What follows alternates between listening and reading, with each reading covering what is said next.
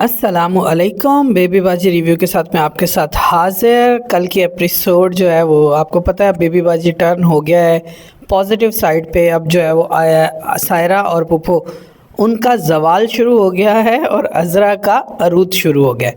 कल की episode start होती है जहाँ पर सायरा को पकड़ के लेके जा रही हैं पुलिस वालियाँ और वो कहती है मैं एक कॉल कर लूँगा, और वो कॉल करती है अस्मा को, और अस्मा से वो कहती है कि अस्मा इनको बताओ कि वो डिज़ाइन जो है वो कॉपी नहीं थे, वो चोरी के नहीं थे। और अस्मा आगे से कहती है कौन से डिज़ाइन।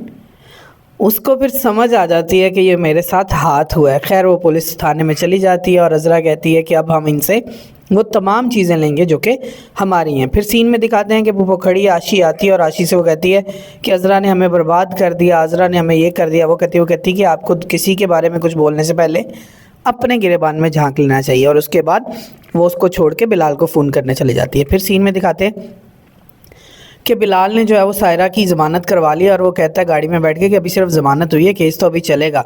वो कहती शुक्रिया तुमने हमारा साथ दिया। कहता है मैं तो हमेशा साथ देने के लिए तैयार हूँ, लेकिन आप लोग ही मुझसे खिंचे खिंचे रहते हैं। खैर वो उससे फिर आशी के बाप का पूछती, वो कहते हैं आपको क्या लगे वो किधर भी, आप फिक्र ना करें। उसके बाद हमें दिखाते हैं कि सायरा घर आई है और पुप्पो ने उसको रिसीव किया और वो बड़ी फ्रेजल्ड है, परेशान है, और वो कहती है कि मैं आपको बैठ के बताऊंगी। और उसके बाद सीन आ जाता है जहाँ पे सिद्दीकी साहब की फैमिली बैठी खाना खा रही है और दे ऑल आर हैप्पी, और वो एक दूसरे की तारीफ़ कर रहे हैं और अज़रा को सराह रहे हैं कि अज़रा की वजह से ये सब कुछ मुमकिन हुआ। और कहते हैं यार काश जिस वक्त उसको किसी ने किडनैप किया है उस वक्त काश मैं उसके पास होता, जिस वक्त पुलिस ने उसको पकड़ा है मैं उसके पास होता, नसीर कहता है। उसके बाद सीन में दिखाते हैं कि अज़रा फ़ोन करती है वलीद को और कहती है कि जो मैंने तुम्हें पर्स दिया था उसका, कहता है कौन सा पर्स, मेरा तो फ़ोन उस दिन गिर गया था।